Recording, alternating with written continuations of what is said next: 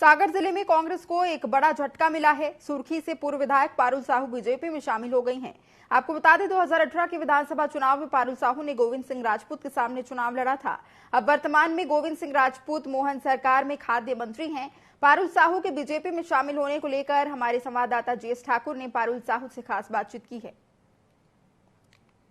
बुंदेलखंड का चर्चित चेहरा और माने जाने वाली जो बुंदेलखंड में कभी गोविंद सिंह राजपूत के खिलाफ में चुनाव लड़ी थी, लेकिन अब आज गोविंद सिंह राजपूत और पारुल साहू दोनों ही कमल के साथ में हैं। आप देख रहे हैं बीजेपी कार्यालय है। बीजेपी कार्यालय में हाल ही में अभी कुछ ही समय पहले मुख्यमंत्री डॉक्टर मोहन यादव और पूर्व मुख्यमंत्री शिवराज सिंह चौहान जी ने पारुल जी के लिए सदस्यता दिलाई। हालांकि ये अलग बात है कि वो फिर से अपने घर वापस हुई हैं, ऐसा लोग भी कह रहे हैं, वो भी कह रहे हैं और ऐसा सबने देखा भी है। लेकिन कभी कांग्रेस में रही और गोविंद सिंह राजपूत से भी कहा जाए कि चुनाव इन लोगों ने लड़ा था, लेकिन ये अलग बात है। अब दोनों एक साथ में गोविंद सिंह राजपूत ने भी खुशी जाहिर की है, लेकिन आज यहाँ पर हैं बीजेपी में। अब इनसे जानने की कोशिश करते हैं कि बीजेपी में आई हैं। देखिए हंस रही हैं, बहुत खुश हैं। इनके जो साथी हैं सभी लोग वो बहुत खुश हैं।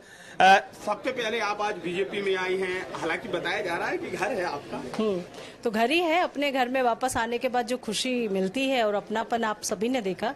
हमारे पूर्व मुख्यमंत्री माननीय शिवराज सिंह जी, हमारे माननीय मुख्यमंत्री जी डॉक्टर मोहन यादव जी और सम्मानीय बड़े भाई नरोत्तम मिश्रा जी, सभी ने मिलके मुझे आशीर्वाद दिया और मुझे सभी अपनी बहन मानते हैं। तो मुझे अपने भाइयों के बीच में आके बहुत खुशी है।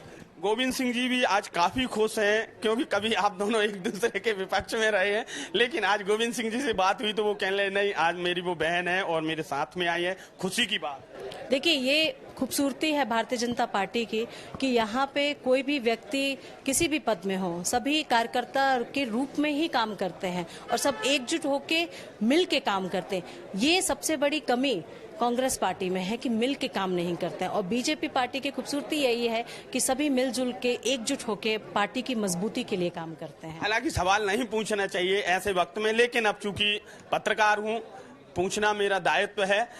कुछ कार्रवाइयां भी हुई थी, क्या वो चीजें हैं इस वजह से पार्टी में आई? देखिए वो आपका मानना है और मुझे लगता है जो हमारे परिवार के काम है 50 साल पुराने हैं।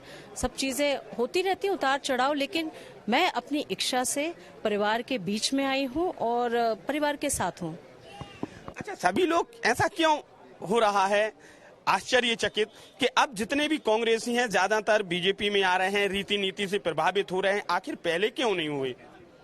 देखिए आप सभी को पता है कि हमारे देश के लिए एक बहुत गौरव का दिन जब हमने दिवाली की तरह सेलिब्रेट किया, अयोध्या में श्री राम जी आए, सबके मन में श्री राम है, लेकिन उस वक्त भी श्री राम जी के चरणों में कुछ लीडर्स ने झुकना पसंद नहीं किया। जो भगवान के चरणों में नहीं झुक सकते वो देश के हित कैसे करेंगे, आप मुझे बताइए। तो ये एक बहुत बड़ा डिफरेंस है विचारधारा का, और हम सबके मन में तो भगवान राम बसे हुए हैं। आखिरी सवाल है, लता वानखेड़े और गुड्डू राजा दोनों के बीच में बुंदेलखंड में फाइट है। मध्य प्रदेश के छिंदवाड़ा के बाद अगर देखा जा रहा है तो बुंदेलखंड, विशेष तौर से सागर लोकसभा देखा जा रहा है। आप कैसी स्थिति मानती हैं?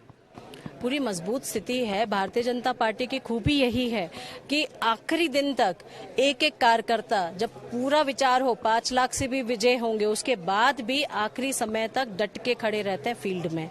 तो विजय तो होनी ही होनी है। बिल्कुल, इनका मानना है कि अभी मैं बीजेपी में आई हूँ, पहले भी थी, लेकिन अब जो स्थिति है विशेष तौर से बुंदेलखंड की सागर लोकसभा सीट की, तो वहां से लता वानखेड़े और कांग्रेस से कहा जाए गुड्डू राजा दोनों ही मैदान में है। लेकिन इनका ये कहना है कि सागर लोकसभा सीट बीजेपी ही निकालेगी, क्योंकि उसकी स्थिति बहुत मजबूत है। हालांकि ये तो वक्त बताएगा कि किस पार्टी की कितनी स्थिति मजबूत रही है, लेकिन इन्होंने आज बीजेपी का दामन थाम लिया है। कैमरा पर्सन सुशील यादव के साथ जीएस ठाकुर, टीवी 24 भोपाल।